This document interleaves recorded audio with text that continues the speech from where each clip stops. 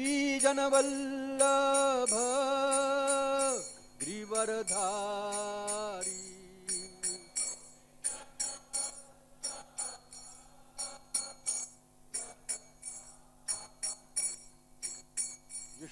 यशोधानंदन ब्रज जन रंजन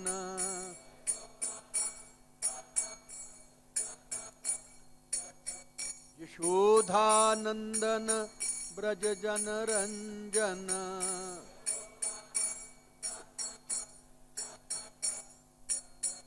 यमुना तीरा वनचारी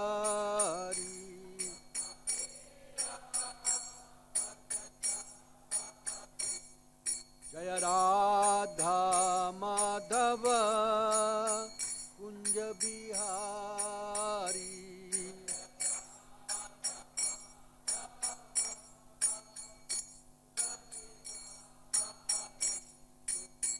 गोपीजन वल्लभ गिरिवरधारी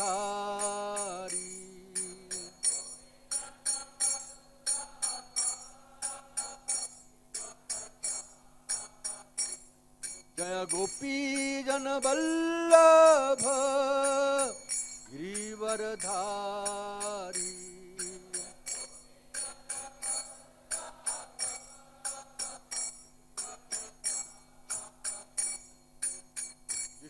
यशोधानंदन ब्रज जन रंजन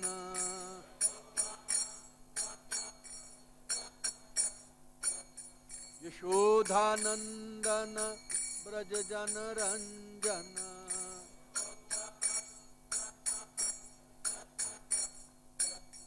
यशोधानंदन ब्रज जन रंजन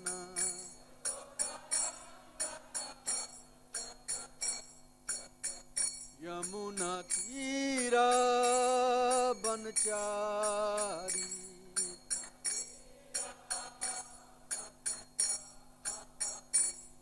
हरे Krishna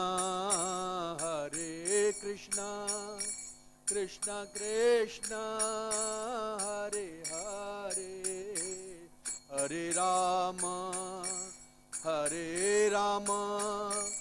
Ram Ram Hare Hare Hare Hare Krishna Krishna Krishna Hare Hare Hare Ram Ram Ram Hare Hare Hare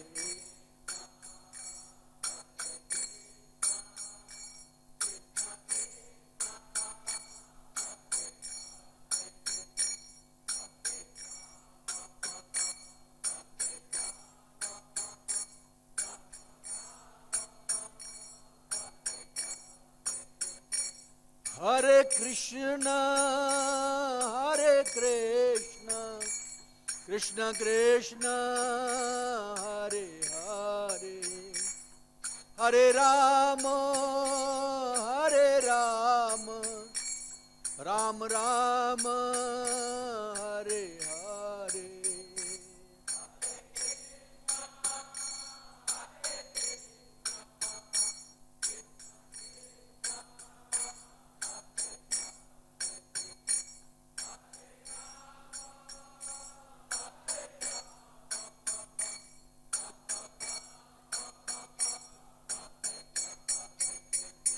Hare Krishna Krishna Krishna Hare Hare Hare Ram Ram Ram Hare Hare Hare Krishna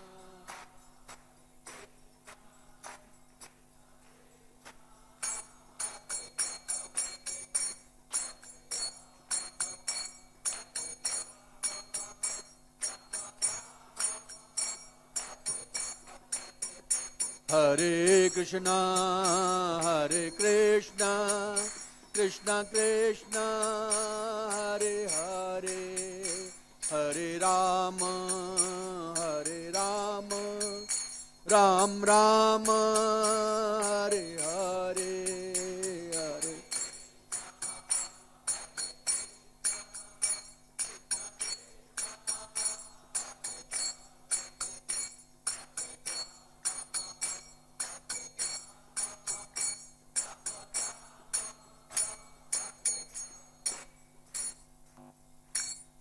Namah Vishnupadaya Krishna Prasthaya Bhutale Shrimate Bhakti Vedanta Swaminiti Namine Namah.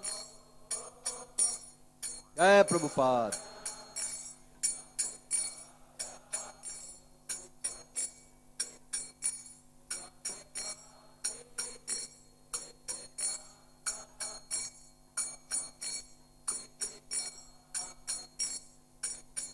Namaste Saraswati Deve Gauravani Pracharine Niravishesha Shunyavadi Paschatya Deshatharine.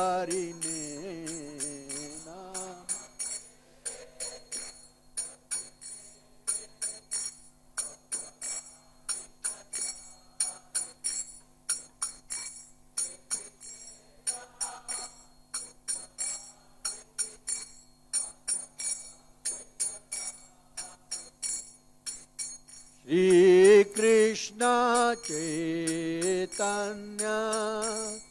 Prabhu Nityananda Shri Advaita Gadadhar Shivasadi Gaura Bhakta Vrinda.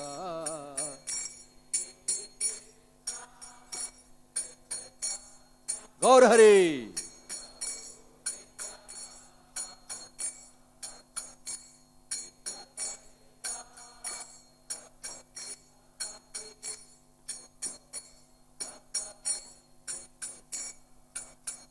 Shri Krishna Chaitanya Prabhu Nityananda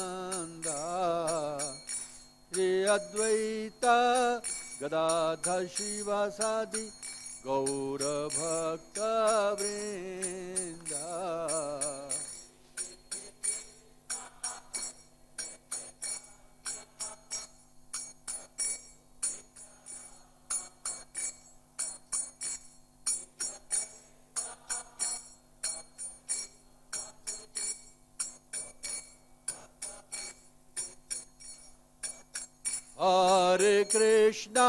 Hare Krishna, Krishna Krishna, Hare Hare, Hare Rama, Rama Rama, Hare Hare.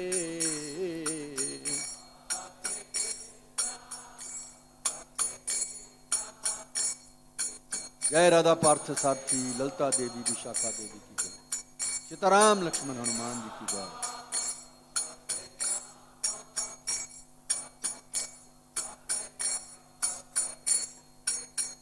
Hare Krishna, Krishna Krishna, Hare Hare, Hare Rama, Rama Rama, Hare Hare.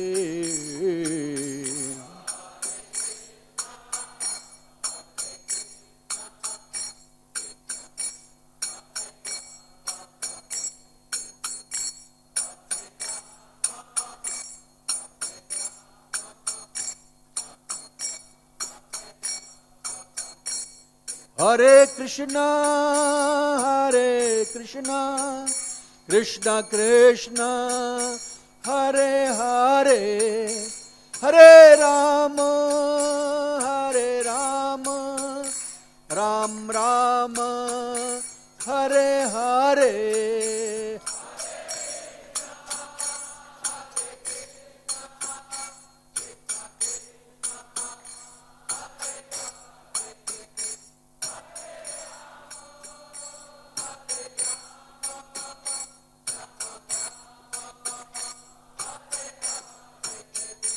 हरे कृष्णा कृष्णा कृष्णा हरे हरे, हरे राम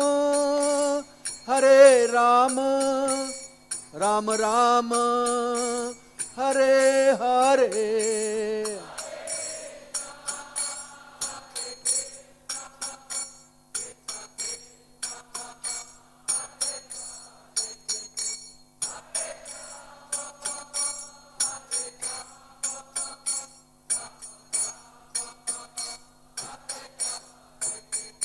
हरे कृष्णा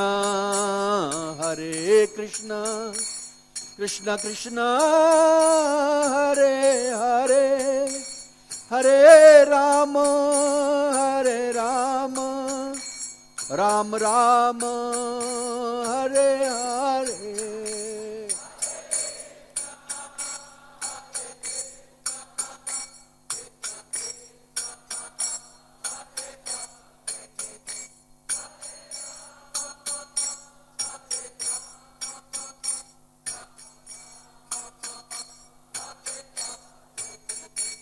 जय गौरानिताय गौरानिताय गौरानिताय, जय गौरानिताय।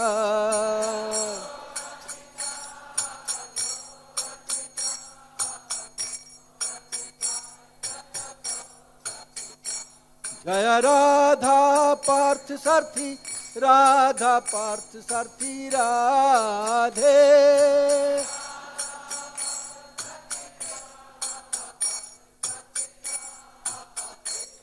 जय ललिता विशाखा, जय ललिता विशाखा, ललिता विशाखा, जय ललिता विशाखा।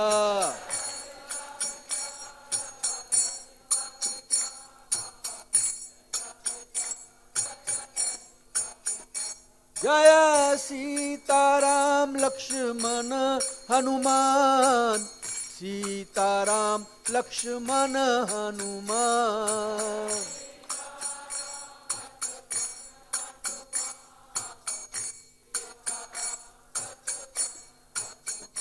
जय नरसिंहदेव नरसिंहदेव नरसिंहदेव, जय नरसिंहदेव।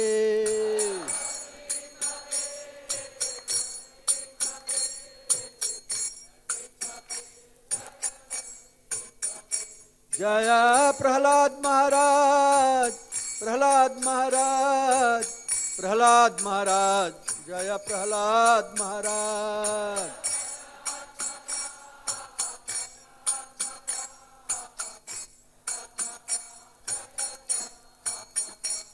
प्रभुपाद प्रभुपाद प्रभुपाद, जय प्रभुपाद।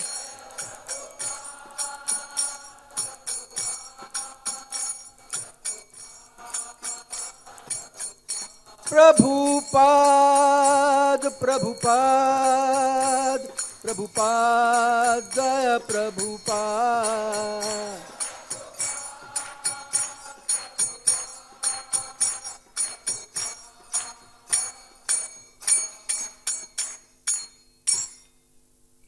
जय ओम विष्णुपाद परमहंस परिव्राजकाचार्य स्तोत्र शत अभय चरणारविंद भक्ति वेदांत स्वामी महाराज प्रभुपाद की, इस कॉन्फाउंडराचार्य जगत गुरु श्रील प्रभुपाद की। प्रेम से कहो श्री कृष्ण चैतन्य प्रभु नित्यानंद श्री अद्वैत गदाधर श्रीवासादि गौर भक्त वृंद की। All glories to the assembled devotees, Hare Krishna. All glories to the assembled devotees, Hare Krishna. All glories to Shri guru and Shri Gaurang.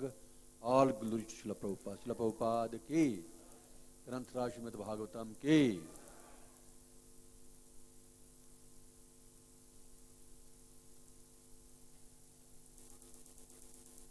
Shrimad Bhagavatam स्कंद 4 अध्याय 24 शिवजी द्वारा की गई स्तुति का गान। श्लोक संख्या 21 हम आज पढ़ेंगे। उसके पहले दोनों हाथ जोड़िए। ओम नमो भगवते वासुदेवाय।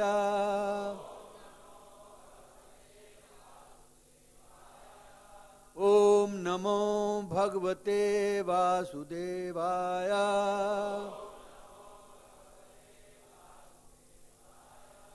ओम नमो भगवते वासुदेवाय।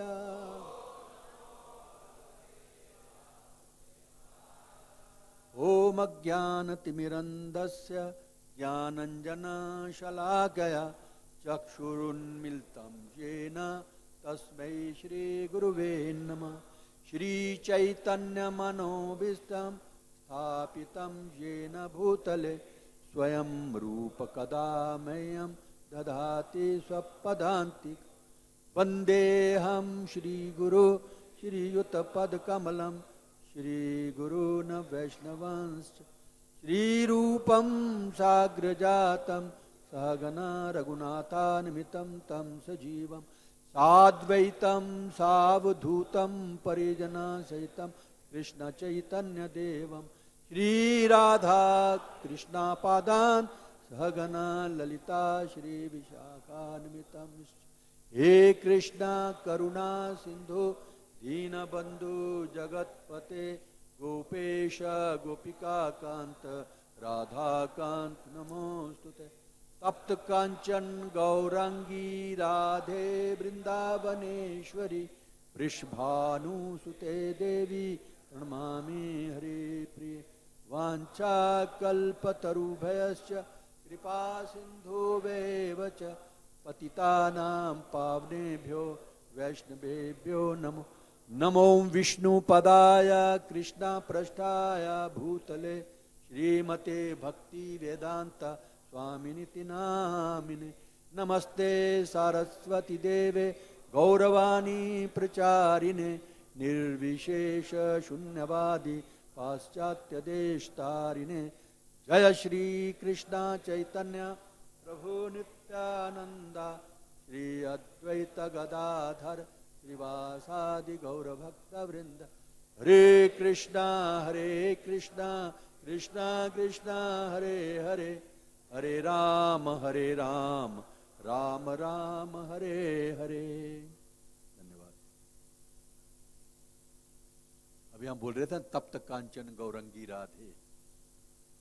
तप्त कांचन गौरंगी राधे। तप्त कांचन जैसे तपा हुआ सोना होता है ना, तो राधा रानी का जो रंग है इस प्रकार का है। तो इस लेसन में भी, इस अध्याय में भी हम पढ़ेंगे कि भगवान शिव जब प्रकट हुए तो उनका भी रंग तप्त कांचन ही था, माल्टन गोल्ड की तरह। जैसे भगवान शिव का रंग जो है वो सफेद रंग का बताया गया है, व्हाइट। लेकिन जब प्रचेताओं को दर्शन दिए उन्होंने तो उस समय उनका रंग था माल्टन गोल्ड, तपे हुए सोने के समान ऐसा रंग। तो मुझे याद आ गई आपको बताने के लिए।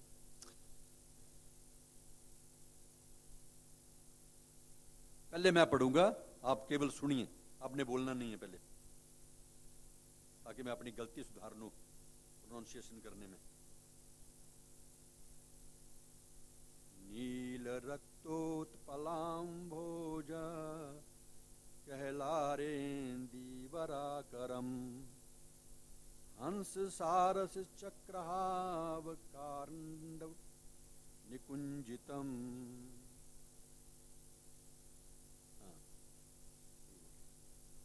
नील रक्तोत्पलाम्भोज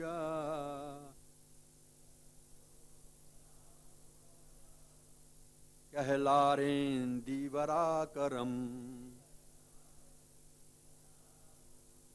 हंस सार चक्रावक चक्राहव कारण्डव निकुंजितम। नील रक्तोत्पलाम्भोज कहलारेन्दीवराकरम हंस सार चक्राव कारण्डेव निकुंजितम। हरे कृष्ण। नील रक्तो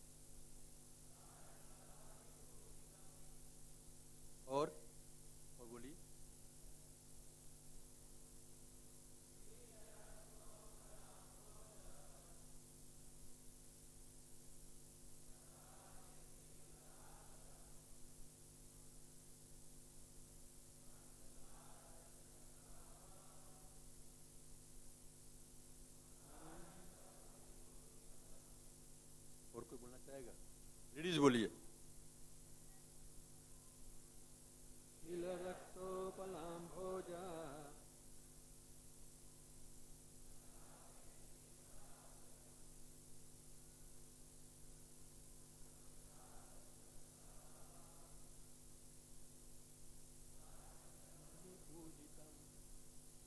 और कोई? ठीक है, शब्दार्थ मेरे पीछे दोहराइए। नील, नील। रक्त, लाल। उत्पल, कमल। अंबजह, जल से उत्पन्न। कहलार, कमल की एक किस्म।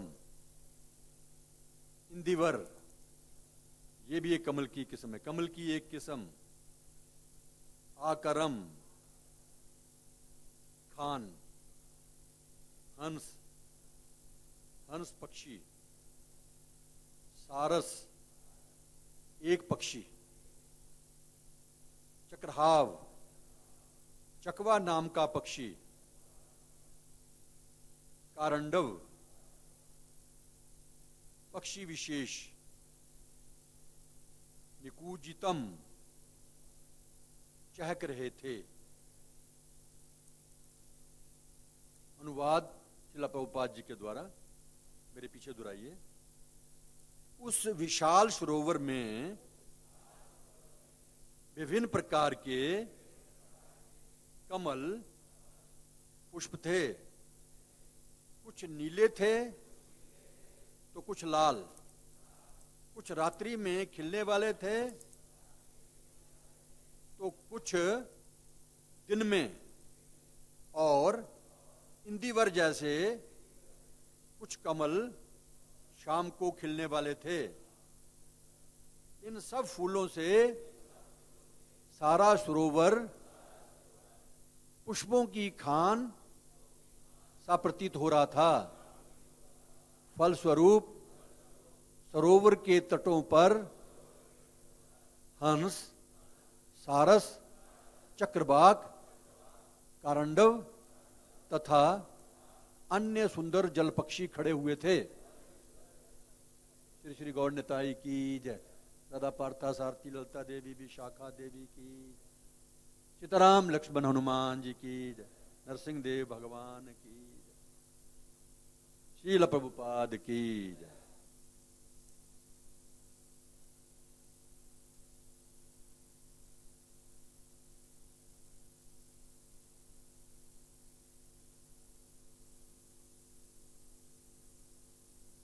तो ये कथा इस प्रकार शुरू होती है कि जैसे तो पृथु महाराज के खानदान की कथा पूरी चल रही है, तो उनमें प्राचीन बरही उनके पुत्रों में हुए, उसके बाद फिर उनके पुत्र हुए आगे। तो प्राचीन बरही जो है वो बड़े अच्छे भक्त थे, बहुत शुद्ध भक्त थे। पूरा खानदानी भक्तों का है ये, इसलिए भागवतम में बहुत अच्छी बात है ये।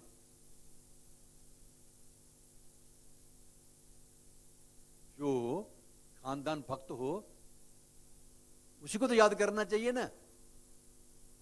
जो दुष्ट खानदान है उसको याद करेंगे तो क्या मिलेगा। तो भागवतम में भगवान के बारे में और भगवान के भक्तों में के बारे में बताया गया है। जब भगवान के भक्तों के बारे में हम सुनते हैं तो भगवान बहुत प्रसन्न होते हैं, ऐसा कई बार मैंने बताया। जिस प्रकार माता पिता के सामने उनके बच्चों की तारीफ की जाए, प्रशंसा की जाए, तो माता पिता बहुत प्रसन्न होते हैं। उसी प्रकार भगवान के भक्तों की भगवान के सामने प्रशंसा की जाए तो भगवान प्रसन्न होते हैं। इसीलिए तो हम बार बार सारा दिन कोई भी काम करते हैं, जय प्रभुपादा जय प्रभुपादा जय। तो प्रभुपाद जी तो प्रसन्न होते हैं तो भगवान भी प्रसन्न होते हैं। ये पीछे इसकी फिलॉसफी। भगवान को प्रसन्न करना है तो भगवान के भक्तों को प्रसन्न कीजिए, उनकी प्रशंसा कीजिए, तो भगवान प्रसन्न हो जाते हैं। तो पूरा खानदान ही ये भक्तों का है। प्राचीन बरही भी भक्त थे और उनके जो पुत्र हैं वो भी भक्त हुए। अपने पुत्रों को उन्होंने विशेष ध्यान दिया।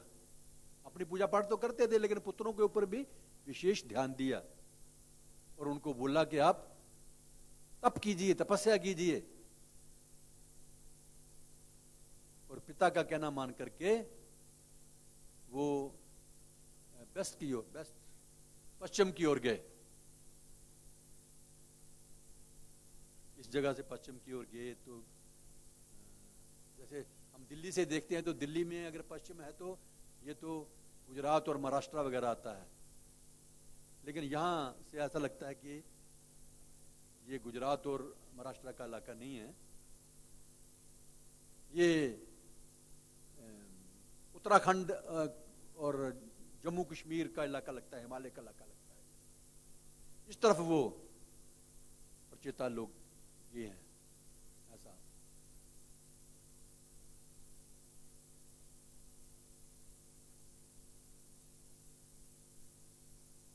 उस विशाल सरोवर में विभिन्न प्रकार के कमल पुष्प थे, कुछ नीले थे तो कुछ लाल, कुछ रात्रि में खिलने वाले थे तो कुछ दिन में, और इंदिवर जैसे कुछ कमल शाम को भी खिलने वाले थे। इन सब फूलों से सारा सरोवर पुष्पों की खान सा प्रतीत हो रहा था। फलस्वरूप सरोवर के तटों पर हंस, सारस, चक्रवाक, करांडव तथा अन्य सुंदर जल पक्षी खड़े हुए थे। उसके पहले श्लोक में भी जो 20वां श्लोक है उसमें भी यही है। चलते चलते प्रचेताओं ने एक विशाल जलाशय देखा। तो हिमालय की तरफ जाएंगे आप तो वहां पर बड़े अच्छे अच्छे पानी के जलाशय मिलते हैं। बाकी जगहों पर भी होते होंगे, लेकिन अगर हिमालय की तलहटी में जाएंगे आप, पहाड़ों में, कश्मीर से लेकर के, है ना, हिंदू कुश से लेकर के, काबुल कश्मीर, हिंदू कुश ये काबुल की तरफ से शुरू होता है और कश्मीर वगैरह से होते हुए सीधा वो निफा की ओर चले जाता है। ये पहाड़ का जो ब्रांचेज है, तो इसकी ब्रांचेज में आप जाके देखें, बहुत कम मौका मिलता है जाने का, आर्मी वालों को मौका मिलता है। तो वहां बड़ी सुंदर सुंदर घाटियां, कई जगह पर सुंदर सुंदर फूल, सीनरीज बड़ी अच्छी लगती हैं देखने में, जो हम जिंदगी भर दिल्ली में रह करके नहीं देख सकते हैं। तो यहां बताया गया है कि जब उनके पिता ने उनको प्रचेताओं को बोला कि आप जाकर के तपस्या कीजिए, तो वो चलते चलते पश्चिम की ओर आए। वहां पर एक विशाल जलाशय देखा, ऐसे बड़ा था कि जैसे समुद्र हो, बहुत बड़ा समुद्र। समुद्र में तो बहुत जल होता है, तो जलाशय में भी बहुत जल होता है। मानसरोवर झील में भी बहुत जल है ऊपर, और ऐसी बहुत सारी झीलें पहाड़ों में मिलती हैं। और उस झील का जो पानी था इतना शांत था कि जैसे महापुरुषों का मन। जो आम आदमी है ना, उसका मन कभी शांत नहीं रह सकता है। केवल जो कृष्ण भक्त है उसका मन ही शांत रह सकता है, क्योंकि कृष्ण भक्त जो है उसको तो कुछ चाहिए नहीं, निष्काम होता है। कृष्ण भक्त निष्काम, इसलिए उसका मन शांत रहता है। जिसका पीस ऑफ माइंड नहीं है, आजकल बहुत दिमाग की बीमारियां लगी हुई हैं, साइकोलॉजी डॉक्टर बहुत सारे इसीलिए पैदा हो रहे हैं कि लोगों में बीमारियां बढ़ती जा रही हैं दिमाग की। लेकिन यहां पर बड़ा आसान तरीका बताया गया शास्त्रों में, कृष्ण भक्ति करो, पीस ऑफ माइंड बिल्कुल दुरुस्त हो जाएगा, बिल्कुल मुफ्त, कोई इसमें कोई और कुछ करना नहीं है आपने। तो यहां पर मुकाबला किया गया है भक्तों का जल के साथ, शांत जल के साथ। इसका जल इतना शांत था मानो किसी महापुरुष का मन हो, और इसके जलचर इतने बड़े जलाशय की संरक्षण में होकर अत्यंत शांत तथा प्रसन्न प्रतीत हो रहे थे। जो जलचर थे उसमें रहने वाले पानी में, वो भी बड़े प्रसन्न थे। और आज के श्लोक में भी उसी झील का वर्णन हो रहा है। इतनी बढ़िया सीनरीज बताई गई हैं वहां पर, दृश्य इतने दिल को मोहने वाले हैं। उस विशाल सरोवर में भिन्न प्रकार के कमल के पुष्प थे। अभी हमारे मंदिर में भी ये बाहर बिकता है कमल का फूल, खुशबू ही नहीं है, कोई सूंघो ना वो अलग की तरह से खुशबू है, कोई मजा नहीं। लेकिन हमने बचपन में देखे हैं उगते हुए कमल के फूल। अभी भी जाओ, अभी इधर जाओ ना, क्या कहते हैं इसको, पूरी की तरफ, तो रास्ते में कई किस्म के फूल आपको मिलेंगे। लाल किस्म के कमल के फूल, नीले किस्म के, पीले किस्म के।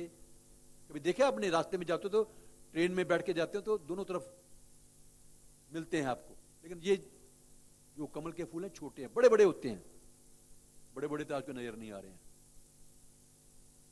और खुशबू बहुत होती है फूलों में, कमल के फूलों में अजीब सी खुशबू होती है, मैं अभी बता नहीं सकता आपको। लेकिन जो हमारे मंदिर में कमल के फूल होते हैं, फिर उसको खोला जाता है तो कोई खुशबू ही नहीं है उनमें, नकली जैसे ऐसे नकली लगते हैं। जो प्रकृति से प्रेम करते हैं ना, वो अगर घूमते हैं ऐसे इलाकों में जहां खास करके पर्वतीय इलाकों में, तो वहां ऐसी चीजें मिल जाती हैं देखने में, अजीब अजीब किस्म की चीजें मिलती हैं। दृश्य, मन को मोहने वाले दृश्य आपको मिल सकते हैं।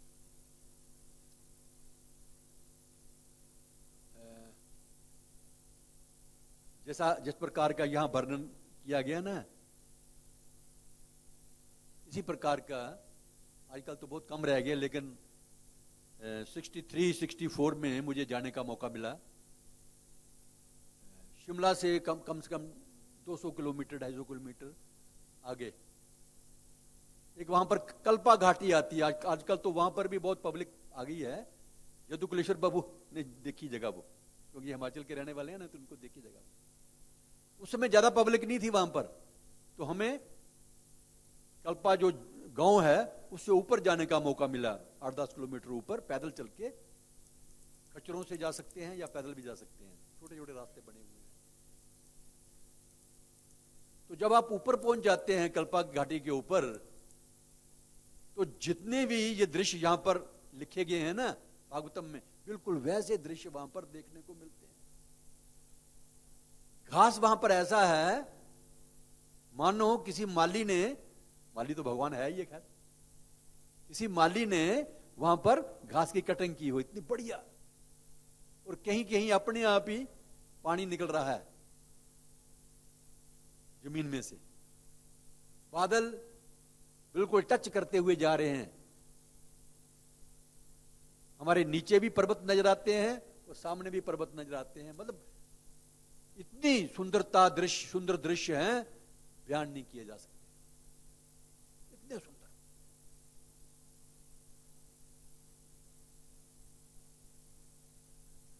ऐसा ही कुछ यहां पर भी वर्णन किया गया है। और आगे पढ़ेंगे कि ऐसा लगता है कि ये शिवलोक में पहुंच गए हैं। वैसे तो सच ही है, ये जो इलाका है पर्वतीय इलाका, हिमालय का इलाका, जिस प्रकार हमारा गोलोक धाम है ना, एक गोलोक धाम, गोलोक वृंदावन ऊपर है स्पिरिचुअल वर्ल्ड में, और एक उसका ही एक रिप्लिका, क्या बोलते, छोटा मॉडल, नमूना यहां इस भौतिक जगत में भी है। लेकिन वो भौतिक जगत का हिस्सा नहीं है। जो वृंदावन है, ब्रज जो है 84 कोस का एरिया, वो इस भौतिक जगत का नहीं है, लेकिन एक उसका नमूना है। यहां पर बिल्कुल उतनी ही शक्ति है जितनी गोलोक धाम में है, इतनी शक्ति ब्रज में अभी भी 84 लोग। तो बिल्कुल उसी प्रकार, यहां लिखा तो नहीं है लेकिन मुझे लगता है कहीं के लिखा भी होगा, जितना भी ये एरिया है, हिमाचल, कश्मीर, ये पूरा एरिया,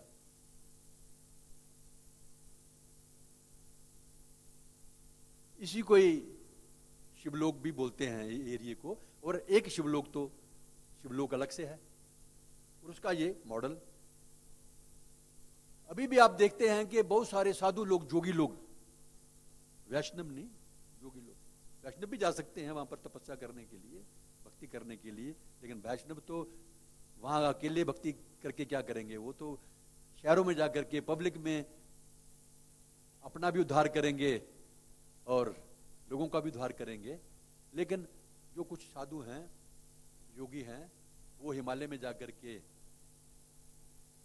तपस्या करते हैं, भगवान शिव के भक्त कहलाते हैं वो लोग। जैसे हम एक जगह जाते हैं,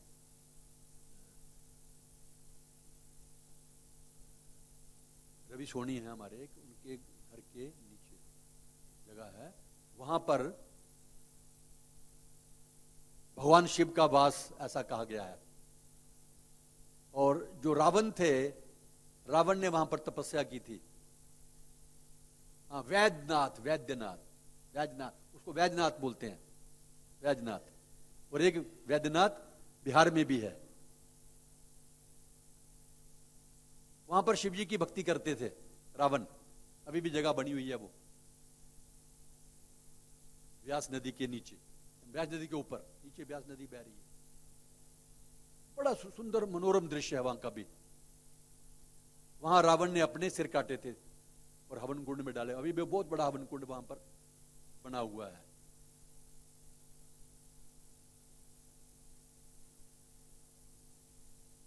वैसे तो ये पूरा भौतिक संसार जो है ना, ये भगवान शिव और दुर्गा के कंट्रोल में ही है। इनके कर्ता धर्ता जो है वो दुर्गा और शिव दोनों मिलकर के ये करते हैं। तो यहां भी ये बताया गया था, बताया जाएगा आगे, कि जो प्रचेता हैं वो हिमालय में लगता है पहुंच गए और वहां पर शिवलोक जो है वो स्थान है वहां पर। और बाद में वाकई भगवान शिव ने दर्शन भी दिए उनको। हालांकि भगवान शिव किसी मामूली आदमी को दर्शन नहीं देते हैं कभी भी। अवतार भी बहुत कम लेते हैं। शंकराचार्य के रूप में अवतार लिया उन्होंने, लेकिन आमतौर पे वो अवतार भी नहीं लेते हैं।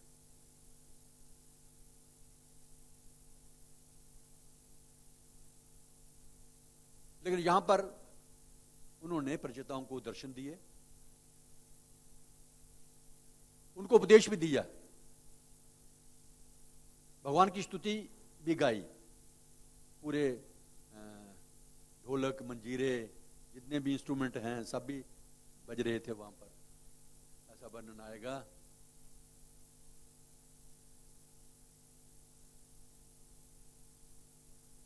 ये हंस वगैरह जो है ना वहां पर थे, तो हमने भी देखी है हंस वगैरह। असम साइड में हंस, सारस, चकवा चकबी तो आम मिलते हैं गांव में, दिल्ली में नहीं मिलते हैं। उसके ऊपर कई कविताएं भी लिखी जा चुकी हैं। वो उस दृश्य को बड़ा मनोरम बनाते हैं। तात्पर्य श्रील प्रभुपाद जी के द्वारा इस श्लोक में आकरम या खान शब्द महत्वपूर्ण है, क्योंकि जलाशय ऐसी खान के इस दृश्य लग रहा था जिसमें विभिन्न प्रकार के कमल उत्पन्न होते हैं। कुछ कमल तो दिन में खिलने वाले थे, कुछ रात्रि में, और कुछ सायंकाल में खिलने वाले थे। ये भी सबको पता नहीं है दिल्ली वालों को। कुछ कमल दिन में खिलते हैं, कुछ रात को खिलते हैं, कुछ शाम को खिलते हैं। ऐसे बहुत सारे फूल भी हैं कमल के अलावा भी, जो कभी दिन में खिलते हैं, कोई सुबह सुबह खिलते हैं, कोई रात को खिलते हैं। रात की रानी तो सब लोग जानते हैं, वो तो शहरों में भी होती है। यहां बताया गया कि कमल के फूल भी बहुत प्रकार के होते हैं, कुछ दिन में खिलते हैं, कुछ रात को खिलते हैं, कुछ सायंकाल को खिलते हैं। तदनुसार उनके नाम तथा रंग भिन्न भिन्न थे। उसी के अनुसार उनके रंग भी अलग अलग हैं। कोई पीला है, कोई लाल है, किसी का नाम इंदिवर है, किसी का नाम क्या बताया यहां पर,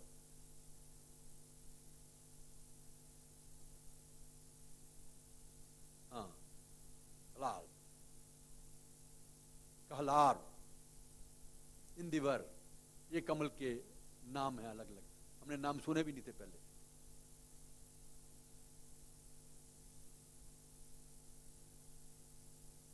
तदनुसार उनके नाम तथा रंग भिन्न भिन्न थे। ये सभी फूल सरोवर में विद्यमान थे और सरोवर शांत था तथा कमल पुष्पों से पूरित था। अतः हंस, चक्रवाक तथा कारंडव जैसे पक्षी किनारों पर खड़े थे और विभिन्न प्रकार के गीत गा रहे थे। पक्षी भी कई प्रकार के थे वहां पर, जिससे सारा दृश्य मनोरम लगता था। जिस प्रकार प्रकृति के 3 गुणों के मेल से भिन्न भिन्न प्रकार के मनुष्य होते हैं। मनुष्य भी अलग अलग किस्म के हैं, कोई सत्व गुण में है, कोई रजोगुण में है, कोई तमोगुण में है, कोई इनका मिक्सचर है। तो ये पक्षी भी ऐसे ही थे।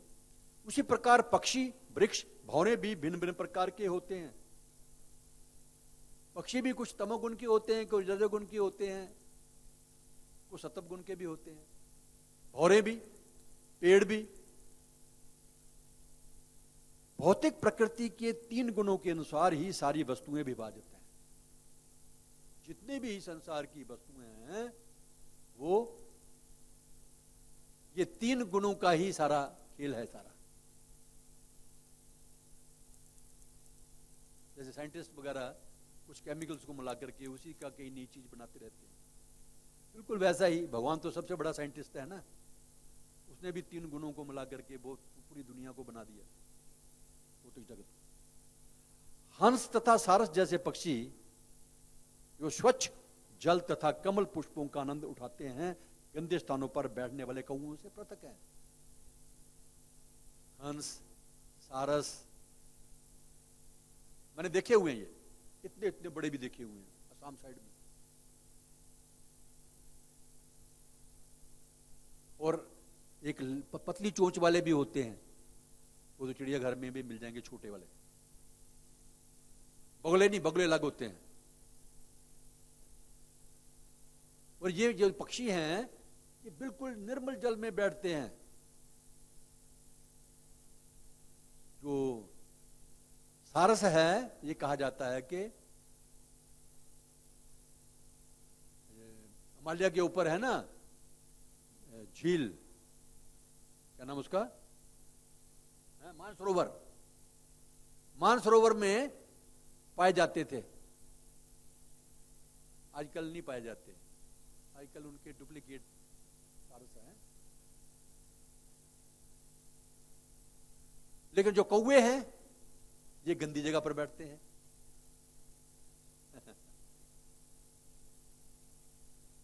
इसी प्रकार हाँ, ये कह रहे हैं गड़ी में बहुत कौवे हैं। हाँ ठीक है, ये संसार में तो कभी सुख, कभी दुख, कभी गंदी जगह, कभी अच्छी जगह, ये तो मिलना ही मिलना है संसार में जब तक रहेंगे। कभी गड़ी में रहने का मौका मिलता है किसी को ग्रेटर क्लास में रहने का मौका मिलता है, किसी को किसी और बढ़िया कॉलोनी में मौका मिलता है रहने का, किसी को चंडीगढ़ में मौका मिलता है ना। तो ये हमारे कर्मों के अनुसार ही है। ये सृष्टि इतनी विचित्र है कि प्रत्येक समाज में भिन्नताएं हैं। इस प्रकार कमल पुष्पों से पूरित उस विशाल सरोवर के तट पर सभी उत्तम पक्षी आनंद ले रहे थे।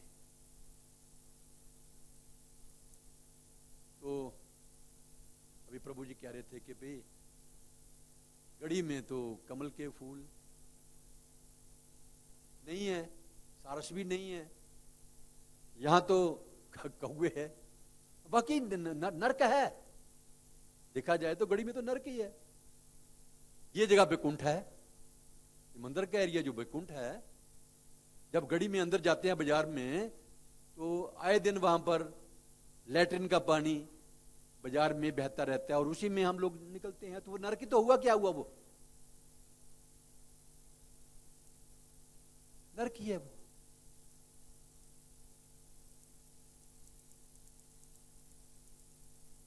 कबू स्वर्गे कभी स्वर्गे उठाए, कभी नरके दुबाए, दंड जने राजा येन नदीता चुभाए। ये भौतिक स्थिति ऐसी ही है। कभी तो जीव को बड़ी ऊंची जगह स्वर्ग में भेजा जाता है, स्वर्ग में सब फैसिलिटीज मिल जाती हैं, वहां पर अफसरों का डांस भी देखने को मिलता है, दारू पीने को भी मिलता है। कभी स्वर्गे उठाए, कभी नरक के डुबाए, और उसके बाद फिर नरक में गड़ी में भी आना पड़ता है।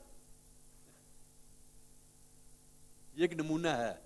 नरक तो बड़ा भयंकर होता है वैसे, उसमें तो और भी ज्यादा। ये प्रभु जी ठीक कह रहे हैं।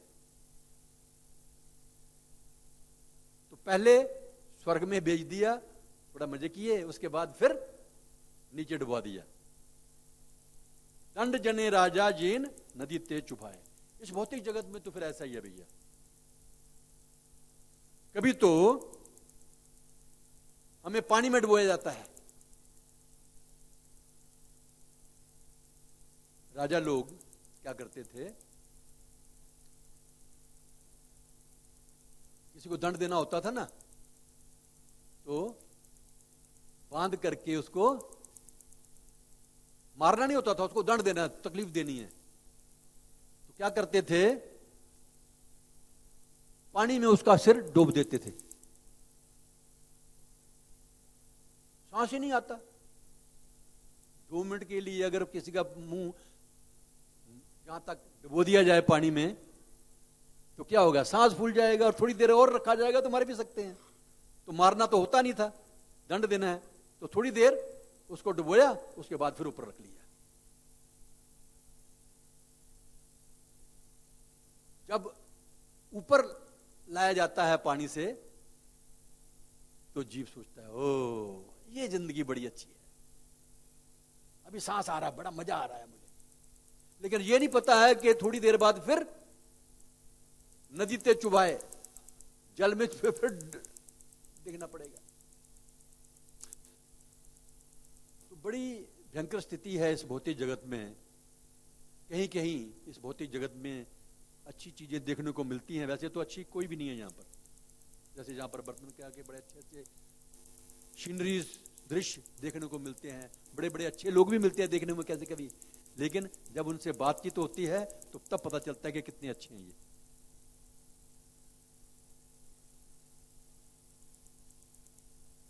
देवता लोग जो है ना, हमारे लोगों से घृणा करते हैं वो। हाँ, एक रिस्क जरूर रास करते हैं वो, कि यहां पर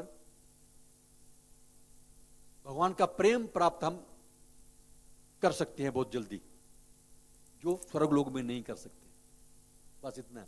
बाकी शरीर तो हमारा बहुत गंदा है, देवता लोग तो हमें टच भी नहीं करना चाहते, सारा स्मेल से भरा हुआ है।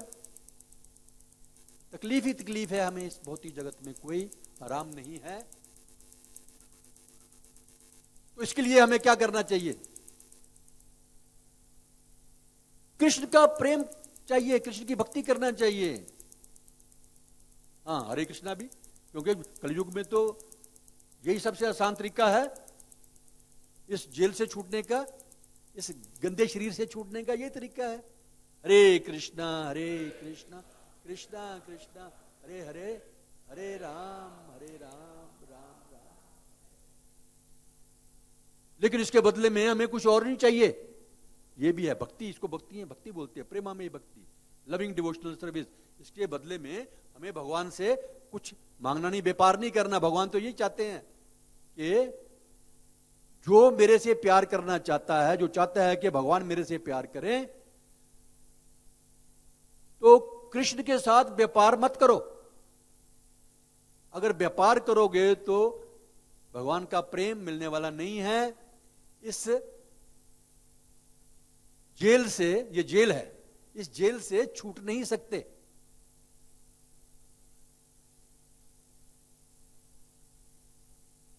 भगवान वैसे चाहते हैं कि सब लोग भक्ति करें। ये मनुष्य शरीर मिला इसीलिए है, और मेरी शरण में आए। भगवान यही चाहते हैं कि सब लोग, जीव जो है, मेरी शरण में आए।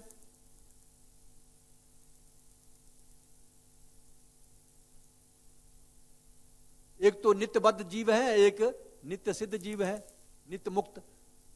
वो तो भगवान के धाम में रहते हैं, विकुंठों में रहते हैं।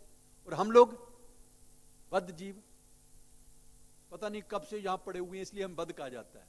इसका मतलब ये नहीं है कि हम बंधे रहेंगे, यहां पर निकल भी सकते हैं। तो मैं कह रहा था कि भगवान चाहते हैं, क्योंकि हम सब भगवान की दरअसल में अंश हैं, पार्ट हैं, उनके पार्ट एंड पार्सल हैं।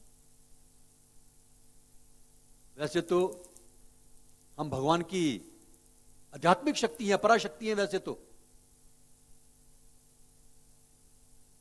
चैतन्य चरितम में बताया गया है, हम भगवान की पराशक्ति हैं, आध्यात्मिक शक्ति हैं। भगवान की बहुत सारी शक्तियां होती हैं, लेकिन जब हम भगवान की आध्यात्मिक शक्ति में रहते हैं तो सुखी रह सकते हैं। वहां पर किसी किस्म की कोई चिंता नहीं होती है। लेकिन जब दंड के रूप में हमें इस भौतिक प्रकृति के संसर्ग में आना पड़ता है ना, तो उस समय फिर हमारी स्थिति खराब हो जाती है। हम आध्यात्मिक शक्ति में ना रह के भगवान की जो एक्सटर्नल एनर्जी है, बाह्य शक्ति, उसके संपर्क में आकर के उनके अनुसार सकाम कर्म करना शुरू कर देते हैं। वैसे तो परा थे, लेकिन यहां पर फिर हमें एक क्लासिफिकेशन हमारा कर दिया गया। क्या कर दिया गया? Marginal potency. हमें जो जीवात्मा को मार्जिनल पोटेंसी कहा गया, उधर भी जा सकते हैं, उधर भी जा सकते हैं।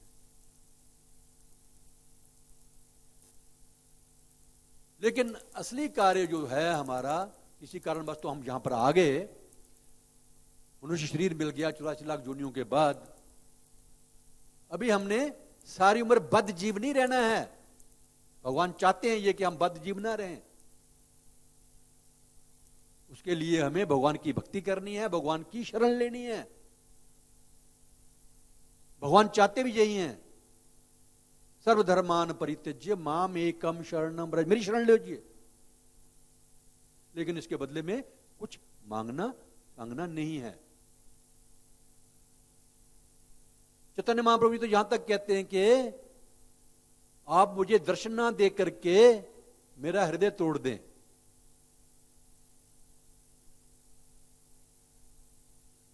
मुझे गले से ना लगा करके आप मुझे उसके बदले में ठुड मार करके परे भगा दें, लेकिन आप मेरे प्रभु हैं, पूजनीय हैं।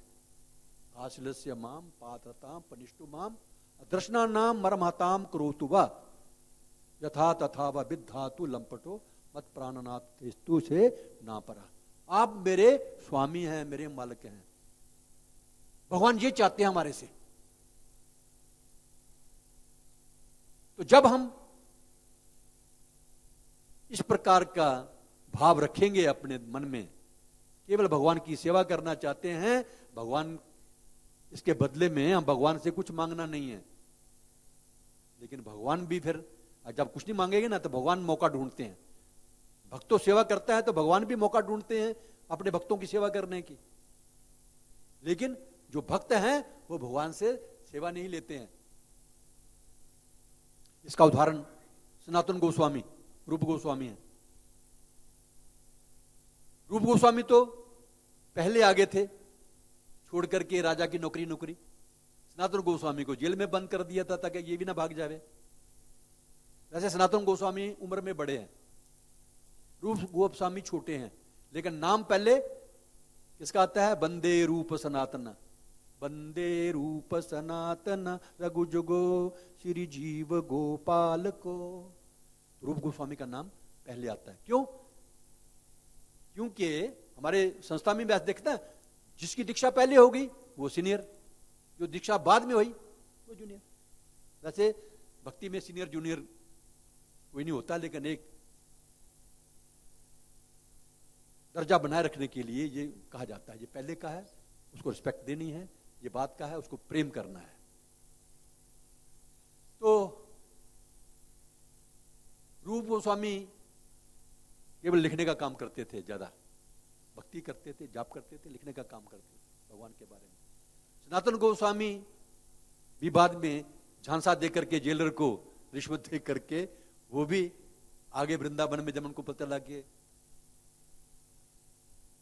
तो वहां पर एक दिन, पूरा शॉर्ट में करूंगा, ज्यादा नहीं बताऊंगा, टाइम भी होने वाला है। सनातन गोस्वामी भी वृंदावन में ब्रज में पहुंच गए और रूप गोस्वामी भी रूप गोस्वामी भी पहुंच गए। तो एक दिन क्या हुआ कि रूप गोस्वामी ने भक्ति में लगे हुए हैं, लिखने में, तो मन में बात आई कि कहीं से कोई मुझे सामान दे देना, गेहूं, चावल, दूध, सब्जियां वगैरह, तो मैं आज सनातन को बुलाऊंगा और उसको आज प्रसाद खिलाऊंगा। इसके थोड़ी देर बाद मन में सोचा ही था, तो घंटे आधे घंटे के बाद एक सुंदर सी लड़की 12-13 साल की वो वहां पर आती है और सनातन गोस्वामी को, रूप गोस्वामी को कहती है, बाबा मेरे घर में आज कोई फंक्शन चल रहा है, तो मेरी माँ ने ये कुछ सामान भेजा है, चावल, दाल, सब्जियां और बहुत सारा सामान, चीनी चूनी वगैरह सब, दूध, ये मैं आपको देने आई हूं। तो रूप गोस्वामी ने वो ले लिया, बोले वो, तुम कौन हो? तो लड़की बोलती है, मैं इसी गांव की रहने वाली हूं, पास के गांव की, मैंने तुम्हें कभी देखा नहीं। नहीं, आप नहीं जानते मुझे, लेकिन मैं इसी गांव में रहती हूं। तो रूप गोस्वामी बोलते हैं, ठीक है, थैंक यू। थैंक यू नहीं बोला होगा, हिंदी में बोला होगा, धन्यवाद। तो उन्होंने खूब फीस्ट का सामान बनाया, अच्छी अच्छी सब्जियां बनाई, पकवान बनाए, मीठा खीर आदि आदि बनाए और सनातन गोस्वामी को इनवाइट किया, आज का प्रसाद मेरे साथ है। सनातन गोस्वामी आए, प्रसाद ग्रहण किया, कहना प्रसाद तो बड़ा अच्छा है, बहुत बढ़िया प्रसाद है, प्रसन्न हो गए। वैसे तो हम डेली मधुकरी करके खाते हैं, एक घर में गए, कुछ टुकड़ा दे दो खाने के लिए, वो खाया, पानी पिया और बाकी भक्ति में लग गए। आज तो इतना स्वादिष्ट मिला है, लेकिन रूप गोस्वामी ये सामान तुम्हें जंगल में किसने दिया, कहां से आ गया ये सामान? तो रूप गोस्वामी कहते हैं, भाई ये एक लड़की आई थी, बड़ी सुंदर लड़की थी, 12-13 साल की, 14 साल की, तो वो जो सामान दे के गई है। तो सनातन गोस्वामी पूछते हैं कि तुम उस लड़की को जानते हो? नहीं, मैं तो नहीं जानता। सनातन गोस्वामी बोलते, मैं भी नहीं जानता, मैंने कभी किसी गांव में वो लड़की देखी नहीं है, इस प्रकार की सुंदर लड़की जिसका तुम हुलिया बता रहे हो मुझे, मैंने देखी नहीं है। दोनों भाई बोलते हो, हमने भी नहीं देखी, हमने नहीं देखी। तो सनातन गोस्वामी बोलते हैं, ओ तूने तो मेरा मर्डर ही कर दिया है, मेरी हत्या कर दी है। क्यों? तुमने राधा रानी से सेवा ले ली, कृष्ण से सेवा ले ली है,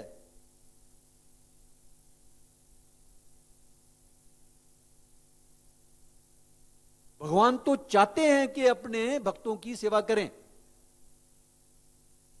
वो तो रथ भी चलाते हैं और भी सेवाएं करते हैं। हमें भगवान की सेवा करनी है, हमें भगवान की भक्ति करनी है, लविंग डिवोशनल सर्विस। भक्ति का मतलब ही क्या होता है? सेवा करना। तो तूने तो आप कृष्ण से ही सेवा ले ली, ये अच्छा नहीं किया। रोना शुरू किया, खूब रोए। तो कहने का तात्पर्य यही है कि भगवान की भक्ति करने के बाद हमें यह नहीं कहना है सुख संपत्ति घर आवे कष्ट मिटे। दुनिया भर की डिमांड करते हैं हम लोग, नहीं मांगना कुछ से भी, न धनम न जनम न सुंदरीम कविताम व जगदीश काम्य मम जन्मनी जन्मनीश्वरे भवताद भक्ति हेतु। ये शुद्ध भक्ति है। अगर इसके अलावा अगर भक्ति मांगते हैं, कुछ मांगते हैं भगवान से, तो वो भक्ति नहीं है, वो क्या है? व्यापार है। तो भगवान से हमें व्यापार नहीं करना है, ठीक है? हरे कृष्णा हरे कृष्णा हरे कृष्णा कृष्णा कृष्णा हरे हरे, हरे राम राम राम हरे हरे। अच्छा, एक सूचना है आप सबके लिए। आज इस होलीनाथ जयप्रताप महाराज का लेक्चर होना था शाम को 8 बजे, लेकिन उनकी स्वास्थ्य ठीक नहीं है, इसलिए आज ये लेक्चर कैंसिल कर दिया गया है। फिर नई डेट मिलेगी, टाइम मिलेगा तो आपको बता दिया जाएगा। हरे कृष्णा। किसी का कोई क्वेश्चन तो नहीं आज के बारे में? नहीं तो फिर पिता मित्र प्रभु कोई समीक्षा करना चाहेंगे? हरे कृष्ण, धन्यवाद। तो आज का जो श्लोक है इसमें एक शब्द है आकरम, अंतिम शब्द है आकरम, और दूसरी पंक्ति का अंतिम शब्द है निकुजितम।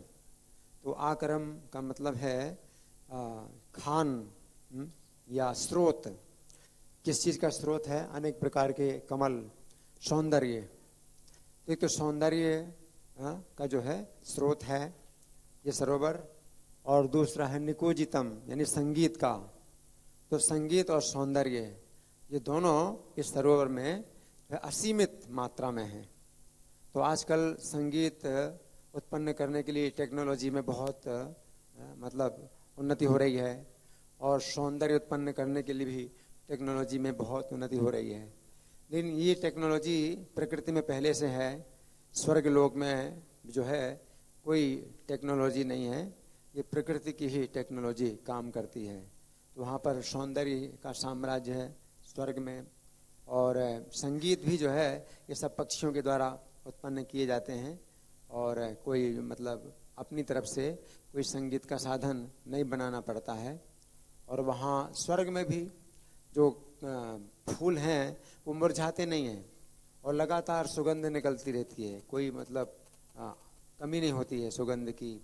और संगीत के लिए और गीत के लिए वहाँ पर गंधर्व हैं, उनमें गान करने की बहुत शक्ति होती है।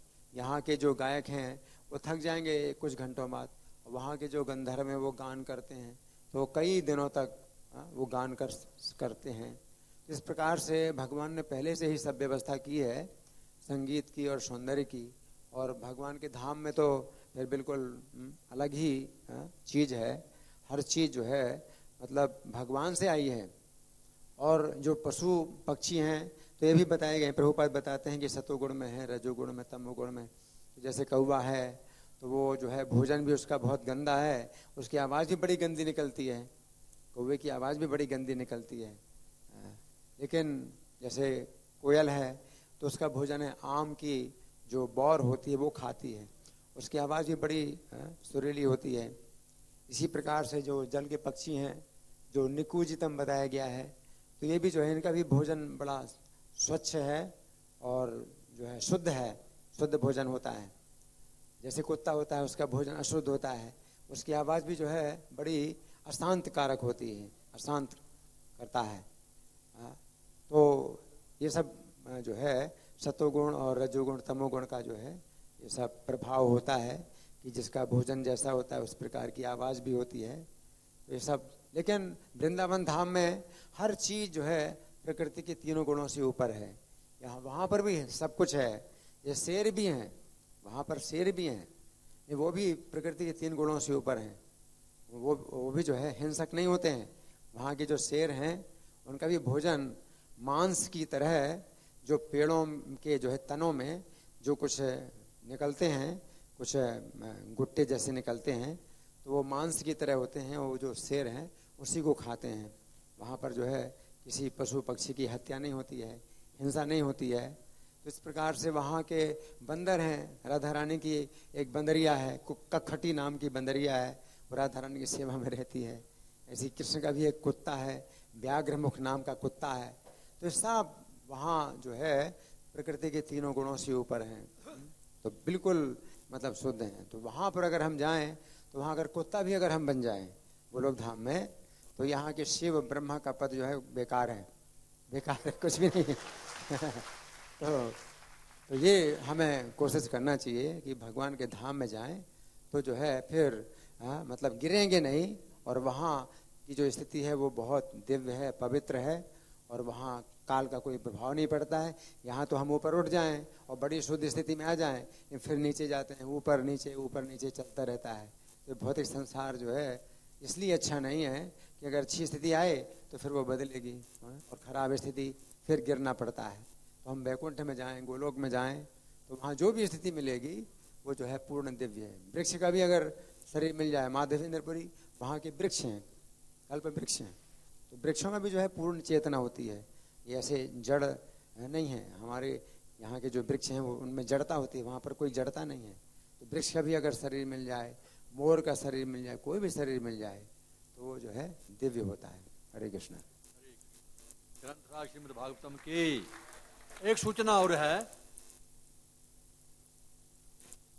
16 अक्टूबर रविवार शहबाबाद में रथ यात्रा महामहोत्सव होने जा रहा है। जगन्नाथ बलदेव सुभद्रा महारानी के। तो इसका रूट रहेगा मेन वजीराबाद रोड, गरिमा गार्डन, शहबाबाद, गाजियाबाद। वहां पर सबके लिए प्रसाद की बहुत बढ़िया व्यवस्था भी की गई है। और यहाँ पर बताया गया कि विधिवत पूजा एवं रथ यात्रा प्रारंभ श्री गोपाल कृष्ण गोस्वामी जी के महाराज के कर कमलों के द्वारा निर्धारित की गई है। तो 56 भोग भी लगेंगे, वो भी प्रसाद सबको मिल सकता थोड़ा थोड़ा। तो सब लोग आइए वहां पर शहबाबाद में 16 तारीख रविवार को। हरे कृष्णा, धन्यवाद।